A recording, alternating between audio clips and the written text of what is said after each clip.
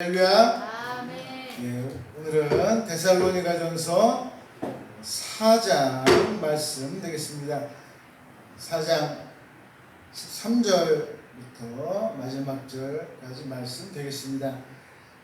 예, 데살로니가 전서가 있고 데살로니가 후서가 있습니다. 데살로니가 전서 후서는 누가 썼을까요? 예, 데살로니가라는 사람이 쓴 게 아닙니다. 바로 바울이. 그렇다면 바울이 누구에게 쓴 책일까요? 데살로니가라는 사람에게 쓴 것이 아니라 데살로니가라는 교회에게, 데살로니가 교회에게 쓴 책이 바로 데살로니가 전서, 데살로니가 후서 이런 내용이 되겠습니다. 데살로니가 전서, 데살로니가 후서, 우리가 이제 주된 내용이 바로 이제 우리의 부활이라든지 예수님의 재림이라든지 이런 내용들이에요. 주된 내용이 그겁니다. 주된 내용이. 그래서 우리가 읽은 4장 13절에서 마지막 절까지 말씀도 가장 핵심이라고 할 수 있는, 예수님께서 재림에서 오실 때 우리가 어떻게 되느냐, 그런 내용을 담고 있습니다. 그래서 여러분들에게 그런 내용에 대해서 말씀드리도록 하겠습니다. 우리가 가장 중요한 건 뭐냐면 뭐겠습니까? 성경이 무슨 말을 하고 있느냐를 내가 먼저 이해를 해야 됩니다. 우리가 삶이 중요하다, 뭐가 중요하다 아무리 얘기도 소용없어요. 뭐가 더 중요해요?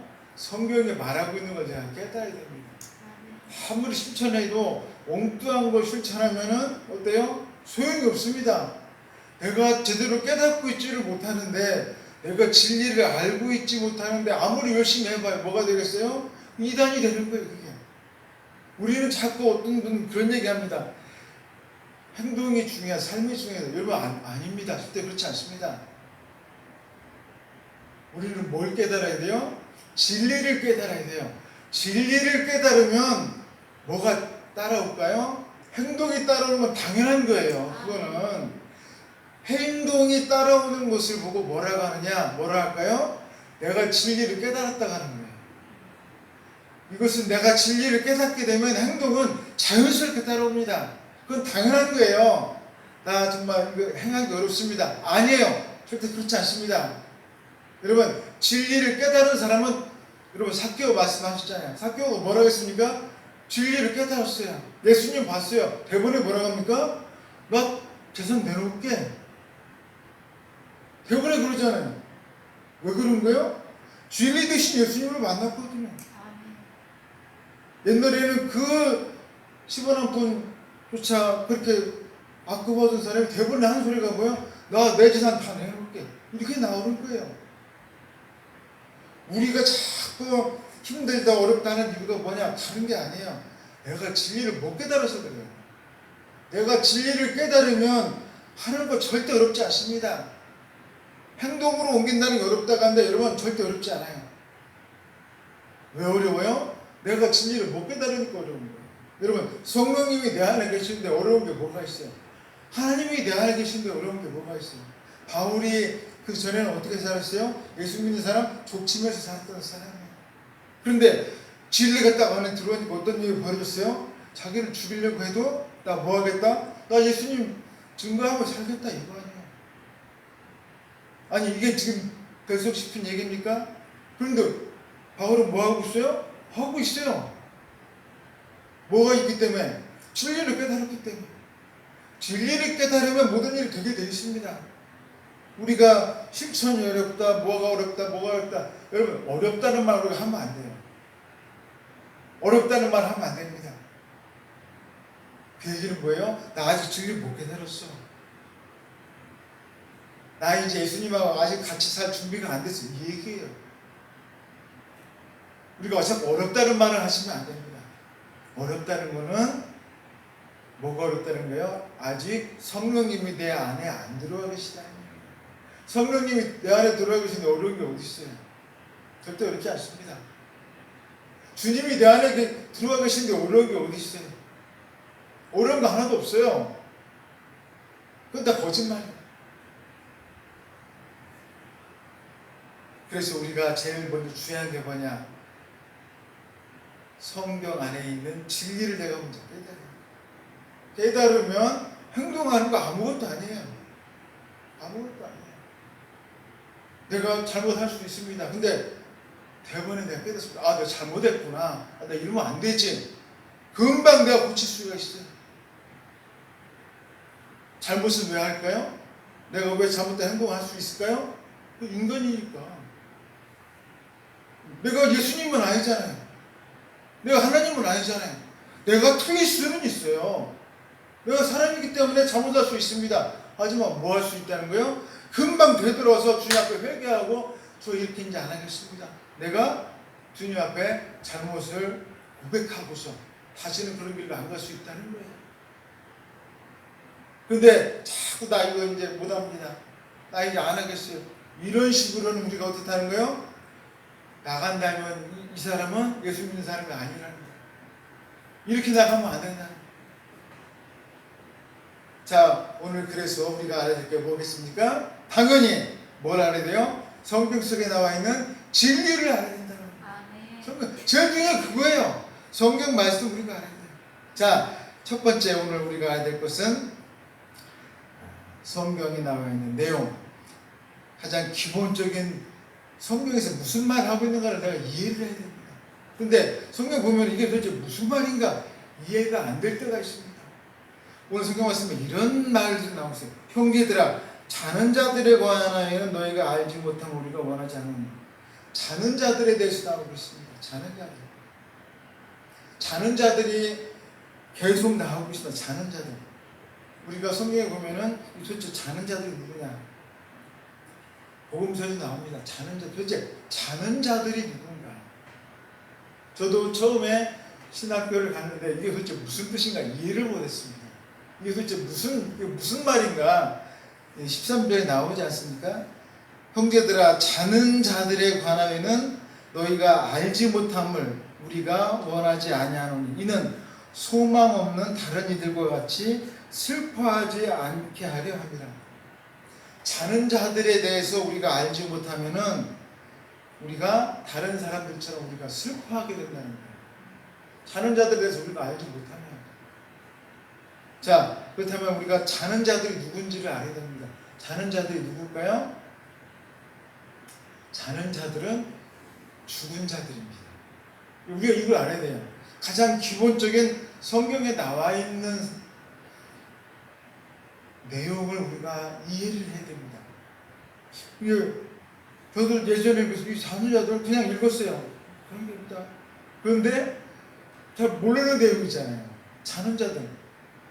자는 자들은 무슨 뜻이라고요? 이미 죽은 사람들을 자는 자들이라고.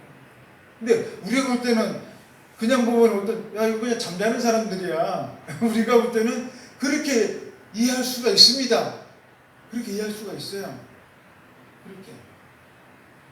우리가 흔히 이제 이런 얘기를 하지 않습니까? 사람이 돌아가셨다 이런 얘기를 합니다. 돌아가셨다. 그러면 그게 무슨 뜻이에요? 한국에서는 그게 무슨 뜻이에요? 그렇죠. 이게 죽었다는 의미잖아요. 근데 왜 돌아가셨다고 할까요? 그 이유가 뭐야? 그게 그냥 쓰는 말이에요. 이유가 없습니다. 우리나라에서는 이렇게 사망을 하시면 돌아가셨다라는 표현을 씁니다. 여기도 마찬가지예요. 예, 사람이 죽으면 뭐라고 써요? 왜 자고 있다. 이런 표현을 쓰는 거예요. 똑같아요. 우리나라 말로 하면 이게 지금 자는 자들을 우리나라로 하면은 뭐라고 해야 돼요? 돌아가신 사람들 이렇게 해야 되는 거예요. 우리나라 표현으로 하면은 이것은 우리가 성경을 읽을 때는 잘 이해가 안 되는 거예요. 이해가 안 되는 거예요. 하지만 우리 일반인들이 볼 때는 이것은 뭐 죽은 자들 아니면 돌아가신 사람들 이렇게 해봐야 이해하기가 쉽죠. 이해하기가. 자, 이런 사람들에 대해서 슬퍼하지 않게 하려고 우리가 이해해야 할 것들이 있다라고 이야기하고 있습니다. 이해해야 할 것들이 있다. 즉 그렇다면 뭐를 우리가 이해를 해야 되느냐? 뭘 이해해야 되느냐? 그래서 이제 부활에 대한 내용들이 14절부터 이제 구체적으로 나오고 있습니다. 첫 번째는 뭐냐? 14절에 예수님과 같이 부활을 한다라고 이야기하고 있습니다. 사실 이제 이 14절 말씀에 대해서 굉장히 이 14절과 같은 예수님이 부활의 첫 열매시잖아요. 나사로는 죽었다가 어떻게 했습니까? 살아났어요. 하지만 나사로가 살아난 것처럼 우리도 그렇게 똑같이 부활할까요? 그렇지 않습니다. 우리는 누구처럼 살아날까요? 예수님처럼. 예수님은 부활의 첫 열매신 거예요.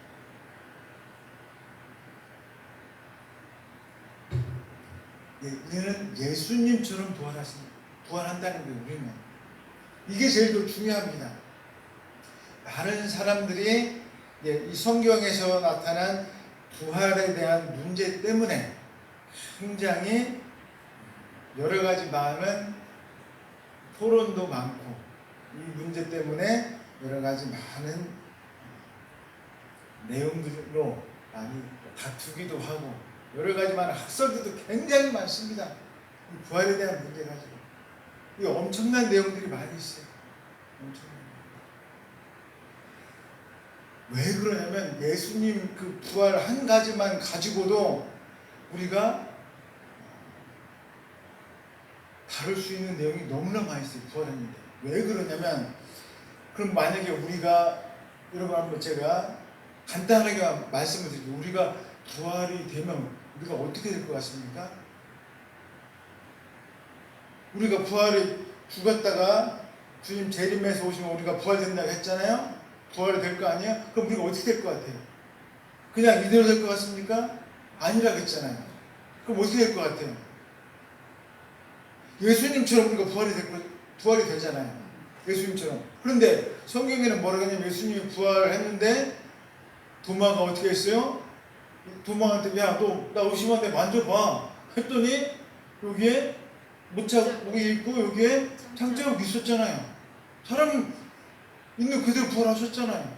그럼 우리가 어떻게 되는 거예요? 우리도 예수님과 같은 모습으로 부활이 돼야 되니까 우리도 또 이런 모습으로 부활이 돼야 되죠. 어떻게 되는 거예요? 이건 또 그래서 이 부활에 대한 내용만 가지고 한다는 것이 너무나 논쟁거리가 너무나도 많습니다. 그래서 이제 이 부활에 대해서 논쟁을 한다는 것은 너무나 무의미해요. 무의미합니다. 이것을 가지고서 우리가 정말 수도 없는 사람들이 싸워왔고 지금도 계속 싸우고 있는 중이에요. 그래서 이걸 가지고서 싸운다는 것은 정말 무의미합니다.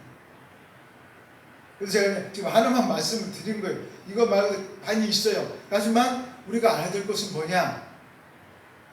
예수님께서 여러 가지 모습으로 보여주셨어요. 즉 예수님께서 보여주신 의도는 뭐냐면 부활하시면 여러 가지 모양으로 우리에게 보여주실 수 있다는 거예요. 그때는 도마에게는 뭐가 필요한 거예요?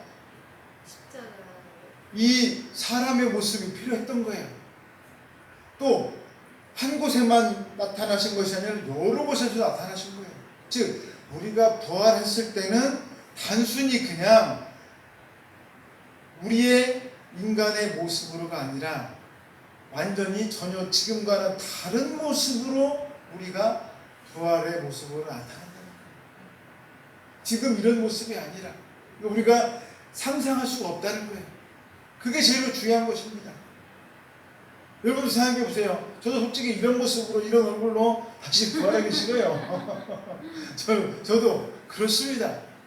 예, 제일 중요한 것은 주님 오실 그날을 우리가 뭐 해야 된다는 거예요? 네, 사모하면서 우리가 준비해야 된다는 겁니다. 왜? 주님이 언제 오실지 모르기 때문에 주님 언제 오실지 모르잖아요. 주님이 언제 재림해서 이 땅에 심판을 오실지 모르기 때문에 우리는 그날을 준비하면서 하루하루를 열심히 사는 게 주님이 의도하시는 바예요. 주님께서 오셔가지고 다 때려 부시고 이게 목표하는 바가 아닙니다. 이 주님께서 심판하러 오시는 의미는 뭐냐면 바로 우리에게 있는 거예요. 우리가 하루하루를 열심히 최선을 다해서 살아라. 나를 기다리면서, 즉 하나님을 기다리면서 하루하루를 열심히 최선을 다해서 살아라. 여기에 하나님께서 원하시는 목표가 있어요. 우리가 최선을 다해서 정말로 주님을 사모하면서 기다리는 게 하나님의 목표시지, 우리가 다 때려 부시고서 다 몰라 하고 하나님만 기다리면서 기도하면서 살래. 전혀 이것이 주님의 목표가 아니라는 거예요. 그러려면 뭐로 삽니까? 우리가 살 필요 없어요. 살 필요 없어요. 우리는 우리에게 주님께서 원하시는 건 뭐예요? 오늘 하루를 최선을 다하는 거예요. 이게 주님이 원하시는 거예요. 이게.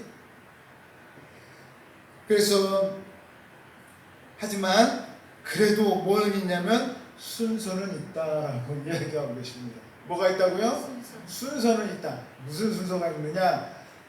먼저 죽은 자가 먼저 부활하고, 그 다음에 또 지금 살아있는 사람이 그 다음에 부활한다라고 이야기해요. 이 순서는 이거예요. 무슨 다른 순서 전혀 없습니다. 어떤 사람이 무슨 주님 앞에 일을 더 열심히 했네, 누가 헌금을 더 많이, 다 아무것도 아니에요. 여러분, 제가 계속 말씀드려요. 하나님 앞에서는 다 어때요? 다 똑같아요. 우리가 주님 앞에 내놓을 게 뭐가 있습니까? 자랑할 거 하나도 없어요. 하나도 없습니다. 주님 앞에서는 다 똑같은 거예요. 다 똑같습니다. 그렇기 때문에 단지 그 순서란 뭐예요? 누가 먼저 죽었느냐, 누가 먼저 그 순서대로 하겠다는 거예요. 그 순서. 죽은 자가 먼저 부활하고, 그 다음에 살아있는 자가 나중에 부활할 것이다 라고 이야기하고 있습니다. 그 다음에 이제 주님께서, 예수 그리스도께서 이제 이 땅에 강림하실 때 호령과 천사장의 소리와 하나님의 나팔 소리로 친히 하늘로부터 강림하신다라는 이야기가 나왔습니다.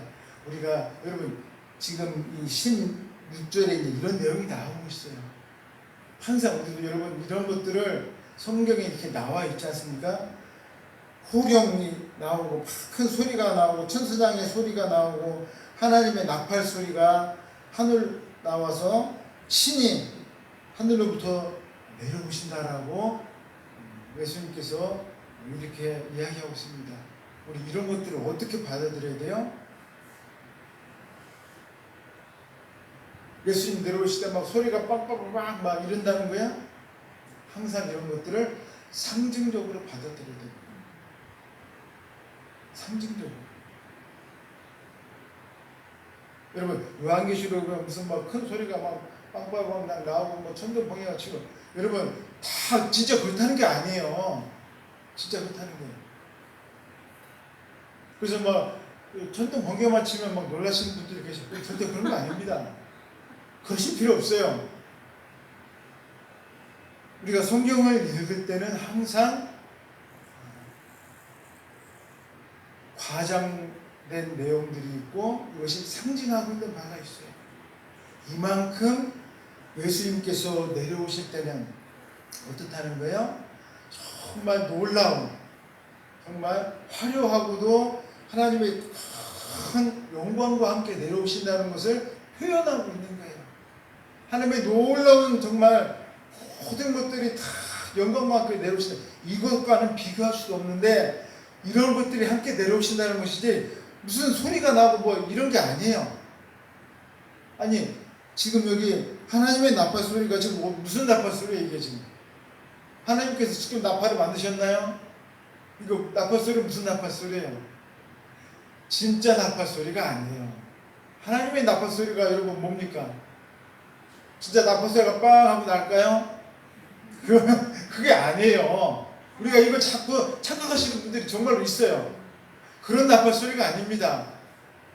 그만큼 하나님께서 나팔을 분다는 것은 이스라엘로부터 정말 온 사람들을 다 모으는 소리예요.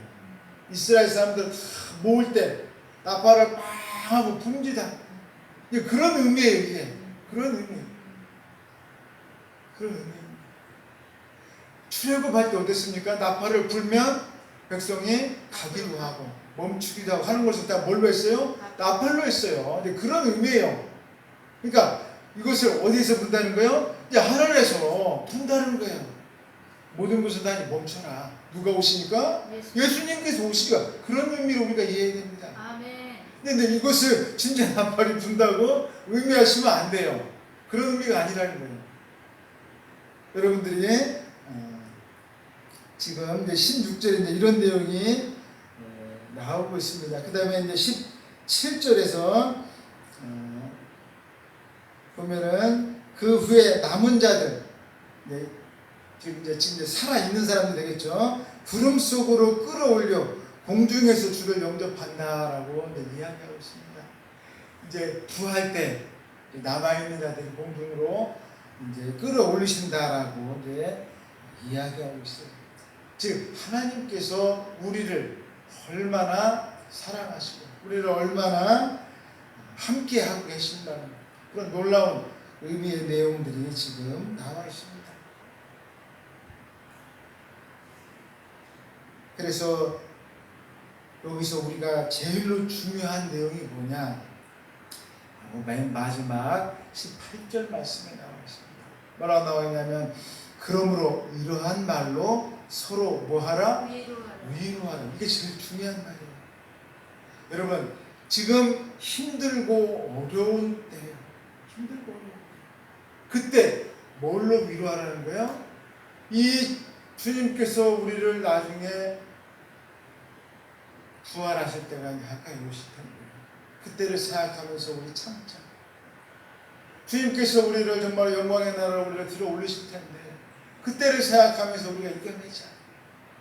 서로를 위해서 우리가 뭐 해주자는 거예요? 위로해 주자는 거예요. 서로가 서로를 위해서 용기를 줘야 됩니다. 서로를 위해서. 나만 잘 먹고 잘 살자는 게 아니에요. 교회는 뭐예요? 서로를 위로해 주는 곳이에요. 서로를. 우리가 예배드리러 왔으면 여러분 말씀도 듣지만 만나신 분들 서로 인사하고 서로 뭐 해줘야 돼요? 위로를 해줘야 돼요. 힘드신데 고생 많으시죠? 얼마나 더운데 정말로 힘들게 지내고 계세요. 일하시기 힘드시죠? 서로가 뭐 해줘야 돼요? 위로해줘야 돼요. 그래서 우리 성도님들 정말로 날씨는 덥고 힘들지만 주님 안에서 새 힘을 얻으시고 승리하시기를 주님의 이름으로 축원드리겠습니다. 다 같이 기도드리겠습니다. 사랑의 하나님 아버지 감사합니다.